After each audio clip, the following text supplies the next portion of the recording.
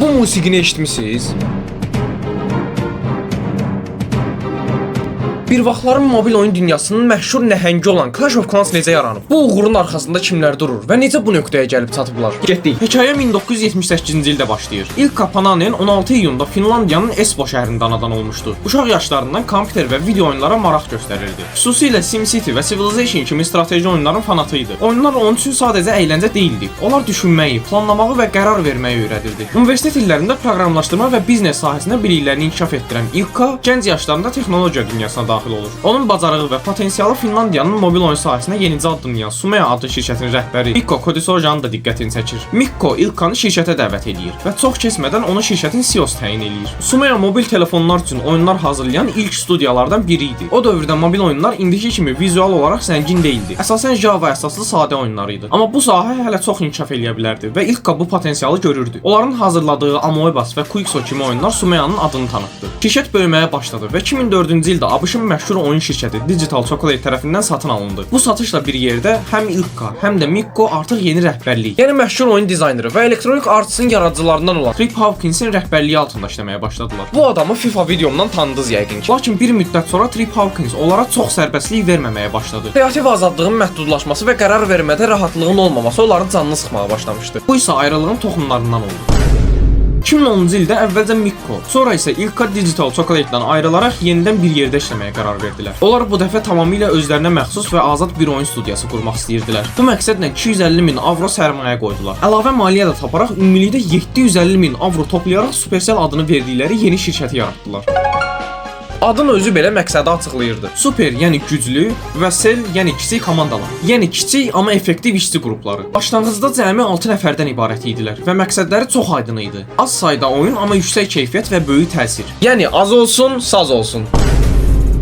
İlk oyunları Gunshine.net adlanırdı. Bu browser və Facebook üzərində oynanan online RPG oyunu idi. Amma gözləntiləri tam qarşılamadığı üçün layihə tez bir zamanda dayandırıldı. Bu dövrdə ard-arda uğursuzluqlarla üzləşsələr də bu onların ruhdan düşməsinə səbəb olmadı. Əksinə hər uğursuzluqdan bir dərs çıxartdılar. Elə indi bu qədər yüksələmələrinin səbəbi də bu idi. Pets vs Orcs, Tower Battle Buddies kimi oyunlar sınaqdan keçirildi və hər biri zamandan dayandırıldı. Onlar üçün əsas olan keyfiyyət idi və yetərincə yaxşı deyilsə o oyun silinməli idi. Supercell'in ilk böyük uğuru 2012-ci ilin iyununda buraxılan Heyday oldu. Bu bir kənd təsərrüfatı simulyasiyası oyunu idi. Oyunçular öz fermalarını idarə edir, məhsul əkir, malqara saxlayır, məhsullarını yığıb sataraq daha da böyüyürdü. Bütün bu proseslər animasiyalar və səs effektləri ilə çox mehriban və cəlbedici şəkildə təqdim olunmuşdu. Heyday'in əsas fərqi onun istənilən yaşda və bacarıq səviyyəsində olan oyunçular üçün uyğun olması idi. Oyun o qədər rahat və asan oynanırdı ki, bir çox insan onu səhər yeməyində, avtobusda və ya qısa fasilələrdə belə oynaya bilirdi. Bu oyun Supercell üçün ilk ciddi gəlir mənbəyinə çevrildi. Onlar bu oyunla bazarda öz yerini təsdiqlədilər və gələcəkdə daha böyük planlar üçün güclü maliyyə əldə elədilər. Amma əsl bomba bir neçə ay sonra partladı.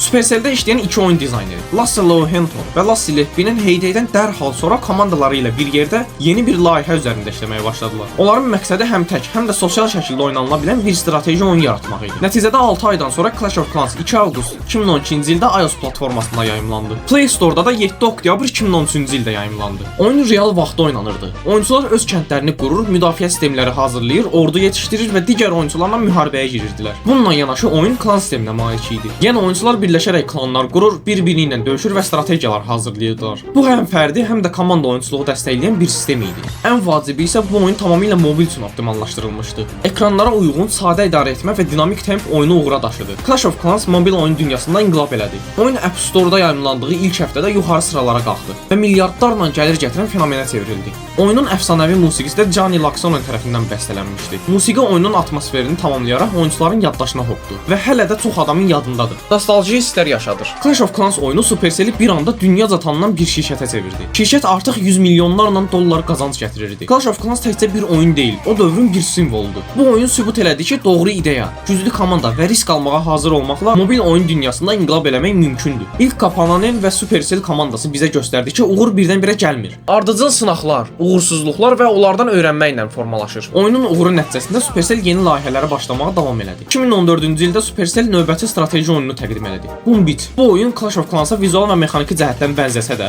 fərqli mövzu və daha da inkişaf eləmiş taktiki sistemə malik idi. Oyun tropik adalarda yerləşirdi və burada oyuncular dəniz sahilində bazalar qurur, düşmən mövqelərinə hücumlar təşkil edir və əsirləri azad edirdilər. Bombitdə hərbi atmosfer daha real idi. Düşmənlər yalnız digər oyuncular deyildi. Eyni zamanda süni intellekt tərəfindən idarə olunan düşmən qüvvələri var idi. Oyuncular həm PvP, həm də PvE təcrübəsini bir arada yaşayırdılar. Bombit ciddi bir texniki nailiyyət idi. Lakin Clash of Clans qədər emosional bağ yarada bilmədi. Buna baxmayaraq atmosferi milyonlarla oyuncu tərəfindən sevildi və Supercell-in portfelində uğurlu bir məhsul olaraq yer aldı. 2016-cı ildə Supercell Clash dünyasını tamamilə yeni bir janra, kart əsaslı döyüş oyununa daşıdı. Clash Royale Clash of Clans-dakı tanış qəhrəman və döyüşçüləri alaraq onlara yeni oyun mexanikası verdi. Bu oyun təkbətək döyüşlərə əsaslanırdı və oyuncular 3 gülləni müdafiə edərkən rəqibin güllələrini məhv etməyə çalışırdılar. Clash Royale-ın əsas yeniliyi real vaxt strategiyası ilə kart oyununu birləşdirməsi idi. Hər kart yeni bir hərbçi, seyr və ya bina xüsusi bir taktiki məna daşıyırdı və oyuncular çox sürətli qərarlar verməli olurdular. Bu oyun e-sport səhnəsində də öz yerini tutdu. Turnirlər, liqalar və canlı yayım platformalarında 100 minlərlə izləyicisi olan yarışlar təşkil olundu. Supercell-in növbəti möhtəşəm hiti isə Brawl Stars idi. Bu oyun ilk dəfə 2017-ci ildə soft launch ilə Kanadada istifadəyə verildi və tam buraxılışı 2018-ci ildə oldu. Bu dəfə Supercell başqa bir janra, real vaxtlı çox oyunculu döyüş arenalarına keçid elədi. Brawl Stars-ın əsas xüsusiyyəti onun müxtəlif oyun modları və rəngarəng qəhrəmanları idi. Hər qəhrəmanın öz bacarıqları, üslubu və xarakteri var idi.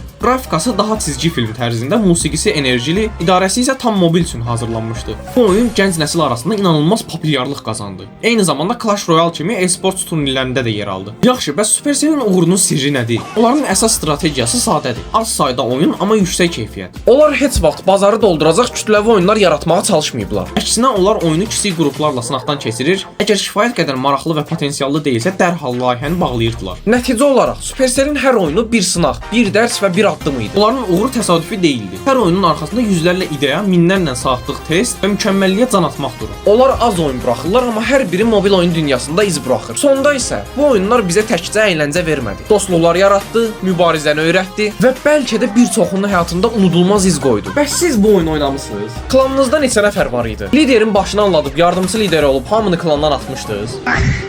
Bəs sırada hansı oyun olsun? Hansı oyunun hekayəsini danışım? Şərhdə qeyd eləyin. Videonu bəyənib kanala da abunə olmağı unutmayın.